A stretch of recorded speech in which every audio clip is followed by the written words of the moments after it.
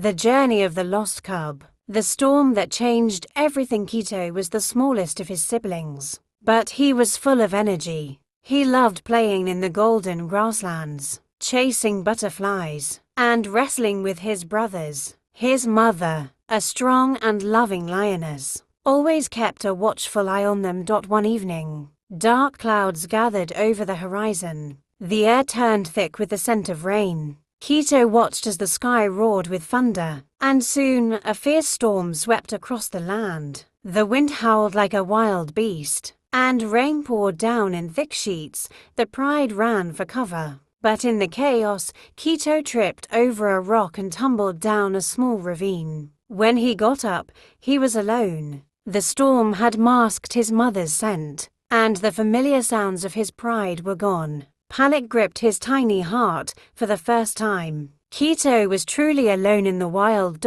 As night fell, the savannah became an unfamiliar, terrifying place. The once familiar rustling of grass now felt ominous, and the distant roars of lions were nowhere near his own pride. Kito curled up beneath a bush, shivering from the cold and fear. Strange eyes glowed in the darkness. Jackals, leopards, and other creatures of the night. Every sound made him flinch. He missed his mother's warmth, her comforting purr. But he knew he had to survive. The little cub closed his eyes, hoping that when he woke up, everything would be back to normal. At sunrise, Kito awoke to a rustling sound nearby. He turned and saw a large, old tortoise making its slow way through the grass. "Who are you?" Kito asked, surprised.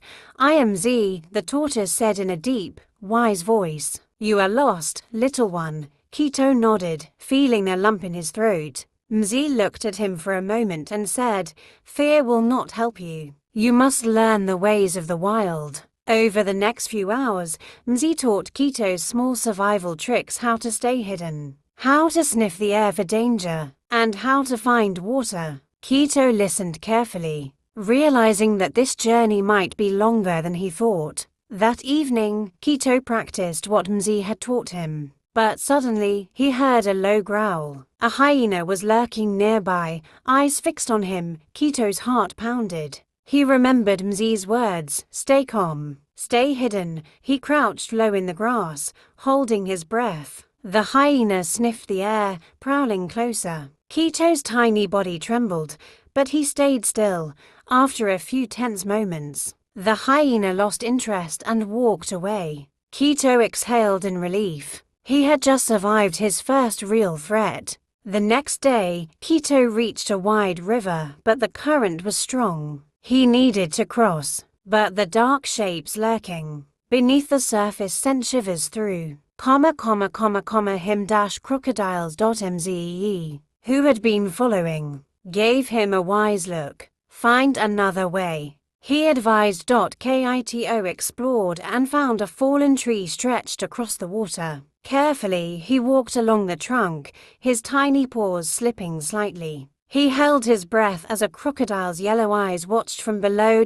One wrong step, and he would fall, but he made it. As he landed safely on the other side, Kito felt a new kind of strength inside him. As Kito journeyed deeper into the wild, he met a herd of elephants. The matriarch, an old and wise elephant, noticed the small lion cub and gently extended her trunk. "You are lost," she said. Kito nodded. The elephant nudged him forward, guiding him toward safer lands. The other elephants allowed him to stay near them, their massive bodies shielding him from predators. For the first time since he had been separated from his pride, Kito felt safe.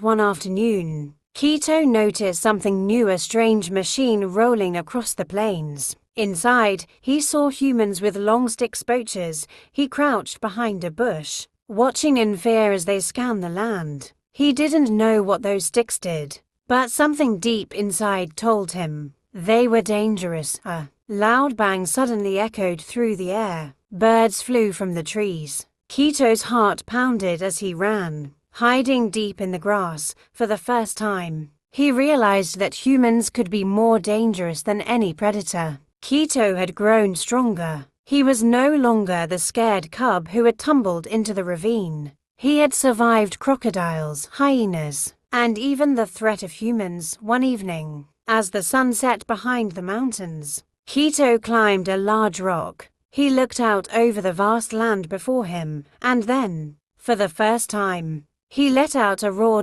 It wasn't the deep roar of an adult lion, but it was his first true roar, one that echoed across the plains, announcing that he was no longer just a lost cub, he was becoming a lion. Kito was getting closer to home, but before he could return, he had one last challenge. Another young lion cub, slightly older, blocked his path. This was a test of strength, something all lions faced. The older cub growled, and Kito growled back. Dust rose as the two cubs clashed. Wrestling fiercely, Kito used everything he had learned: his speed, his instincts, and his newfound courage.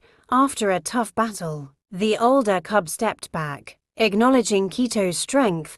Kito had passed the final test. The next morning, as Kito walked through familiar lands, he heard a roar, one he knew well, his mother. He ran toward the sound, his heart racing, and then he saw them, his pride, his mother, his siblings. His mother nuzzled him, licking his face as he purred loudly. The other lions gathered around, welcoming him back. Kito had changed. He was no longer the smallest, weakest cub. He was strong, wise, and brave, and he was finally home.